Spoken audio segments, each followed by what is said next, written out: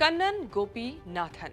ये नाम सबसे पहले पूरे देश में तब चर्चा में आया जब एक आईएएस ऑफिसर चुपचाप राहत सामग्री लेकर अपने होम स्टेट केरल पहुंच गए बाढ़ में फंसे लोगों की मदद करने, वो भी बिना किसी को बताए, बिना किसी दिखावे के। ये किस्सा है 2018 का, जब केरल में बाढ़ के चलते लोग जान बचाने के लिए भाग रहे थे।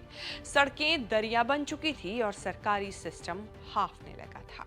तब आईएएस कन्नन गोपीनाथन राहत सामग्री उठाते हुए लोगों की मदद कर रहे थे, लेकिन किसी को पता तक नहीं था कि ये शख्स कोई आम वॉलंटियर नहीं बल्कि एक आईएएस ऑफिसर है। कन्नन ने बहुत अच्छे काम किए, लेकिन फिर 2019 में बीजेपी सरकार से इतना नाराज हो गए कि आईएएस की उस नौकरी को छोड़ दिया जिसे पाने के लिए यूपीएससी एस्पिरेंट्स सालों खुद को तपाते हैं। काबिलियत ऐसी थी कि सरकार ने दोबारा सर्विस में बुलाया, लेकिन नहीं गए और आज तक सरकार ने इस्तीफा एक्सेप्ट नहीं किया है। लेकिन इससे कन्नन की नाराजगी खत्म नहीं हुई। अब सालों बाद वो फिर चर्चा में आए हैं तो राहुल गांधी का हाथ थामकर कांग्रेस के हुलिये हैं। कौन है आईएएस कन्नन गोपीनाथन, जो बीजेपी सरकार से हुए इतने नाराज कि छोड़ दी आईएएस की नौकरी? कैसे चोरी चोरी छुपके कर रहे थे केरल में बाढ़ पीड़ितों की मदद?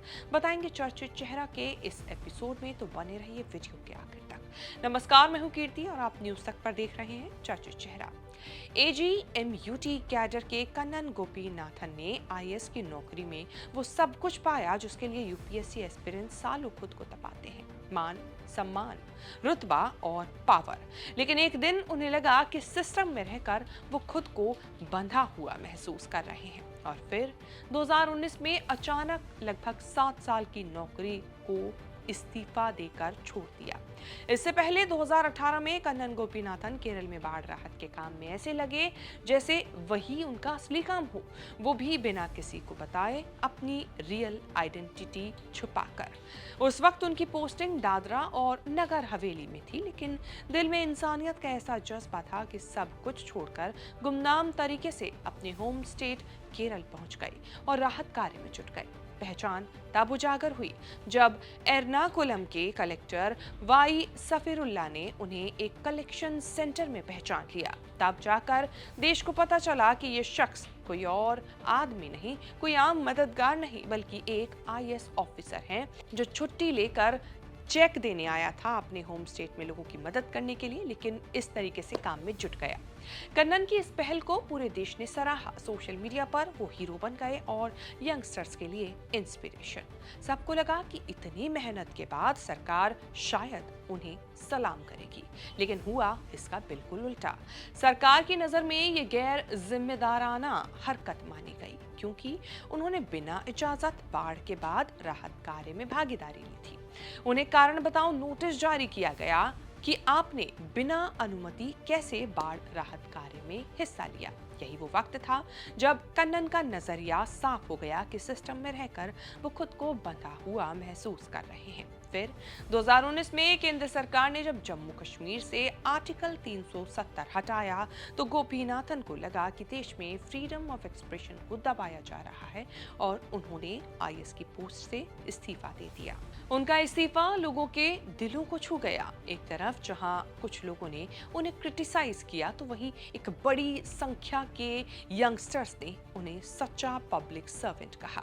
2020 में जब कोविड-19 महामारी फैली तो सरकार ने उन्हें दोबारा ड्यूटी पर लौटने का आदेश भेज डाला, लेकिन कन्नन ने बहुत ही पोलाइटली इनकार करते हुए ट्वीट किया और कहा कि मैं इस महामारी में तन मन धन से देश की सेवा करूंगा, लेकिन एक स्वतंत्र नागरिक के तौर पर, ना कि एक आईएएस ऑफिसर के रूप में।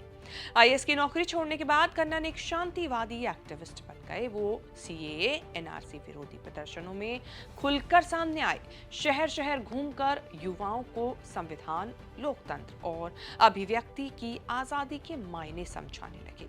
सोशल मीडिया से लोगों के बीच इस तरह खूब फेमस हुए। उनका ये रूप बिल्कुल नया था।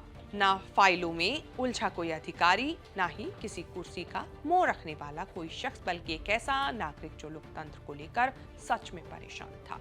चिंतित था। अब 2025 में कन्नन गोपीनाथन ने कांग्रेस पार्टी ज्वाइन कर ली है। ये उनके जीवन की नई पारी है। सड़कों से निकलकर संसद की ओर पहुंचेंगे या नहीं ये तो समय ही बताएगा, लेकिन अगले साल जब केरल में विधानसभा चुनाव होने हैं और ऐसे में कांग्रेस में कन्नन का शामिल होना एक तरह से कांग्रेस के लिए अच्छे संकेत हैं। 13 अक्टूबर को कांग्रेस में ज्वाइनिंग कराते हुए पार्टी के टॉप लीडर्स केसी वेणुगोपाल और पवन खेड़ा ने उनको पार्टी में ज्वाइनिंग कराई, उनका मान सम्मान बढ़ाया, उनका गुणगान किया। तो वहीं खुद मौजूदा सरकार की आलोचना करते हुए कन्नन ने कांग्रेस की तारीफ की और अपने लक्ष्य के बारे में बताया। 19 में रिजाइन किया। उस वक्त एक चीज क्लियर था कि देश में जो सरकार जिस दिशा में देश को लेके जाना चाहता है वो सही दिशा नहीं है, वो गलत है। वो गलत क्या है वो क्लियर था और गलत के खिलाफ लड़ना है ये भी क्लियर था। पर ऑल्टरनेटिव क्या है वो उस जर्नी तक पहुंचने में मुझे खुद भी क्लैरिटी की ज़रूरत थी। तो कई सारे 80-90 जिलों में घूमे, ट्रैवल किए, लोगों से बात किया, कई सारे लीडर्स से मिले। तब ये क्लियर हुआ कि जिस दिशा में देश को मैं चाहता हूं कि चले वो कांग्रेस पार्टी लेके जा सकती है और कांग्रेस की आइडियोलॉजी उसमें आगे लेके जा सकते हैं। सपना क्या है? जहां पे हर नागरिक अपना अधिकार, उनको अधिकार मिले, अपना सपना देख पाए, वो सपना पूरा करने का कोशिश कर पाए, उसमें सरकार उनका मदद करे और अगर नहीं करे तो उसी सरकार से सवाल पूछने का उनका हक हो। एक ही तबके के लोगों को देशद्रोही मानता हूं, जिनको पता है ये बात कि देश सही दिशा में नहीं जा रहे, पर अपनी फायदा के लिए या लालच या ग्रीड या सर्वाइवल के लिए ये निर्णय ले चुका है कि हाँ हम चुप रहेंगे क्योंकि चुप रहना ही इस वक्त बेहतर है। तो जो मैं उस तरीके का देशद्रोही नहीं बनना चाहता था। मुझे ये था कि मुझे जो अपनी बात रखना है, सवाल उठाना है, वापस हमें प्रजा नहीं बनना है, हमें नागरिक रहना है।